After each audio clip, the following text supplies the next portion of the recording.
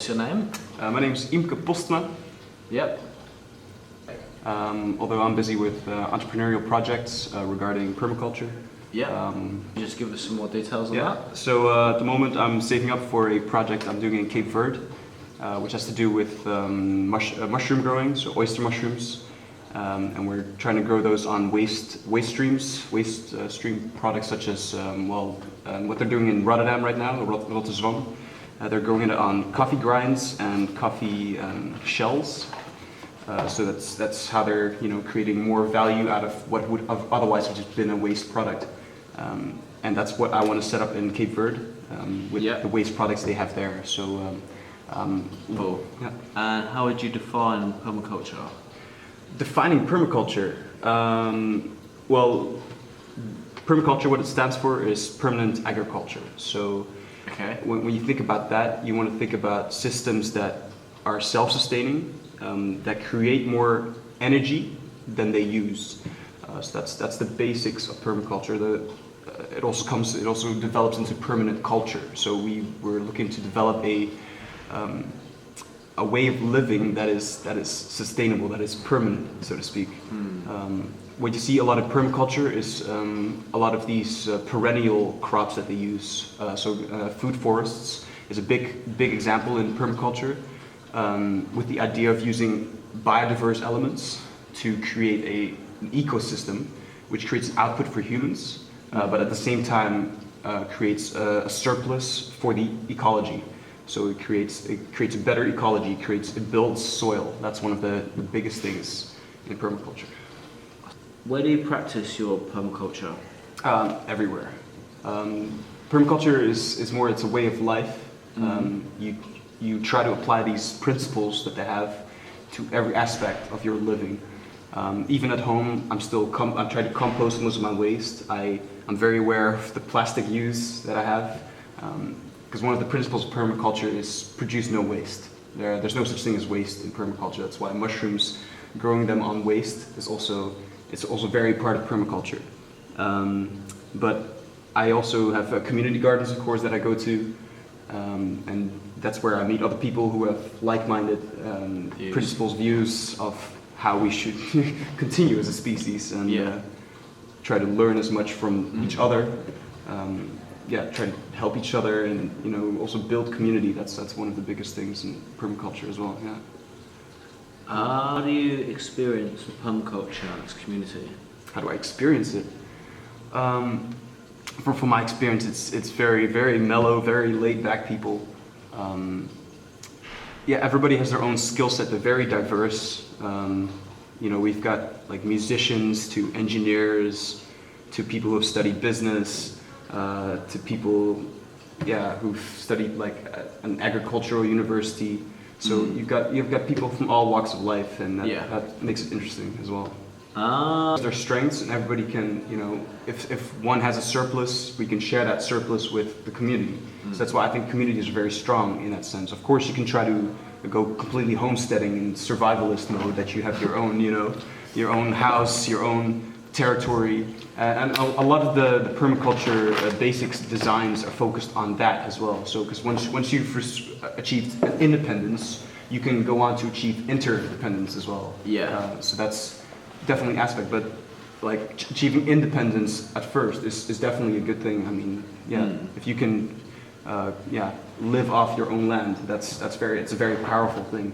Do you think of the idea that permaculture is becoming more of a trend? What do you think about that? A trend? Or it's becoming more well known? Yeah. Do you think?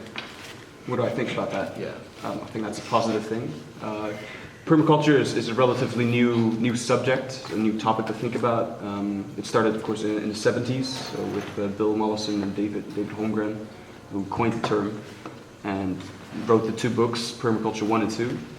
And I've got the latest, the Permaculture Bible, the Principles of Permaculture Design, something like that. And that's everything. I see the movement, has to keep going, keeps going stronger as well. I see people integrating the word permaculture in different aspects as well, especially when it comes to these like sustainability conventions or things. People talk about permaculture a lot as well, and I think that's a good thing. Yeah. Yeah. As a permaculturalist, is that how you say it? Permaculturist, or yeah. How would you describe a day in your life? How would I describe my life? A day, just one day. As it is now, or how I would ideally see it? Both. Both. Okay. At the moment, money still plays a role in how I live my life. So for that's why I've got these waiter jobs, these things that I Have to do, basically. more or less. But hospitality is something that really attracts me as well. That's something I see something as permaculture as well. That's something taking care of people, being of service to other people. That's something that resonates within my values as well. So it's not as if I'm going against my own values. Although some of the products that I'm serving to my customers are not exactly sustainable products, so to speak. Yeah. But it's very hard to do within this. Yeah, of course. And of course at home I eat mostly organic foods, if not 80% at least. Also my roommate, I've also influenced him to get into gardening as well. So he's actually now at one of the gardens having a meeting, and it's funny how I also influence the people around me to start composting or thinking about their waste streams or starting to go to gardens, and so that's very interesting. So like most of the food I eat at home now is all coming from the garden. Like we've got pumpkins, we've got courgettes, we've got carrots, we've got like the whole fridge is full just out of garden harvests. And it's a good feeling as well when you're eating your own grown food. And so how far would you be able to say that you can live from your own food that you produced yourself or as part of the permaculture community? Yeah, it's definitely possible. Only it's good to have perennial systems such as fruit trees because there's very little input that you need to give in order to get an output. That's the idea with permaculture as well, that you let nature do the work. There's no intensive farming, and you can reap the harvest from what nature has already just provided for free. And now of course it's a summer, autumn sort of, and there's a lot of harvest now. So we've got pumpkins, we've got all that harvest. So maybe we've got a surplus of food, and I'm not sure to what extent I can really live off just that. Like I still need to go to the supermarket to buy like my butter or my some things, but I think definitely a large proportion, and That's great. Yeah. Do you eat meat or not? Sorry? Do you eat meat? I do, yes. Yeah. You're not exactly against meat when you're in permaculture. I mean, that's also a way of storing energy. If you have a pig that eats all your apples that are about to go bad, that's a way of storing energy as well. Yeah, of course. So,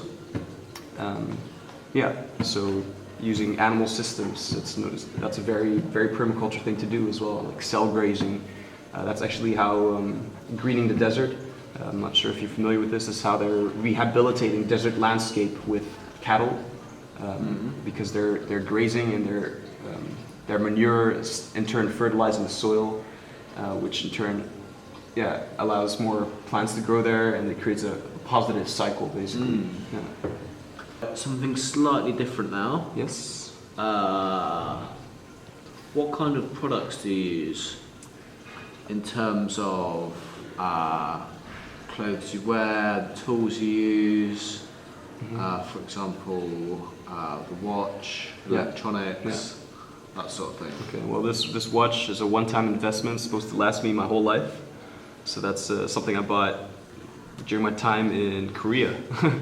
Actually, flying from Australia to Korea, I bought this watch because I was at the airport, and so it's something. It's personal, and it's something that's going to last me forever. The clothes I buy, this souvenir from New Zealand, something my dad gave me. Shoes, skate shoes, because I skate a lot, so functional. I don't buy a lot of clothes, I must say. Yeah.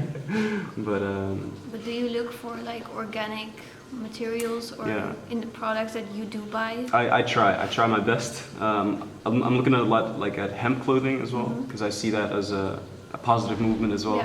It's slightly more expensive, but it's very durable, very more sustainable than most other products. Yeah, so sometimes you don't have a choice, but you know, it's yeah.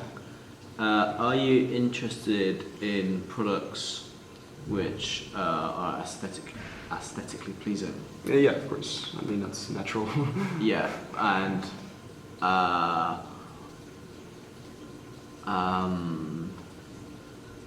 so you're interested in buying products which are in line with the values of permaculture, and you're also interested in products which have positive aesthetics.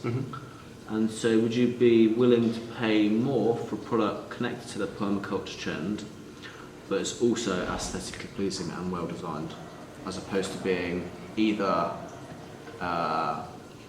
in line with the permaculture ideals, but not particularly nice looking, or just very nice looking, but is not sustainable? Right. Well, I think ethics definitely takes a step forward. Of course, like if something is 5 times the price, I have to think about it a bit, you know. Yeah. But like I do look at ethics when I buy anything. When I buy my bananas, for example, I look for fair trade, organic bananas, just because intuitively that sounds a lot better than industrially grown slave labor bananas. So that's something that I think about when I buy any product. Yeah. Is there anything that you are missing within permaculture and like products or services that you feel like should be there but are not? I'm not sure what you mean by... Like in your daily life, being part of permaculture, and you know there are more products, like organic food is becoming more available in supermarkets and everything. Yeah. But are there still like products that you really feel like I need this, but better? Yeah. Like, well, like what you're talking about is organic products in the supermarket, which is not necessarily better than some of the industrially grown products, because you know, like what if you cut down a rainforest to make an organic palm oil plantation? You know, that doesn't follow the ethics, so to speak. Yeah. So in that sense, like the organic products themselves could use a step up sometimes. So there's not enough consumer information sometimes about where products come from, how products are grown. So transparency is definitely something that needs to increase for all kinds of products. That's something I definitely believe in. yeah. So that's something that can improve. Yeah. Do you feel like the number of products that we use and the food and things that we consume should be more limited, in the way that we shouldn't have bananas flown over from Africa, or we shouldn't be using tin to make mobile phones and stuff like that? And so at the moment we can pretty much get anything we want if it's been invented, just because that's the way the system works. So in an ideally sort of, if everything was functioning on a permaculture sort of level, then some products wouldn't exist because it's just not feasible. Yeah. What do you think about that? Well, I think you named a few things there. So one of the things was importing, for example, bananas from the Dominican Republic to here. That's an aspect, like that's something actually I think there's very efficient ways to transport one thing from one place to another.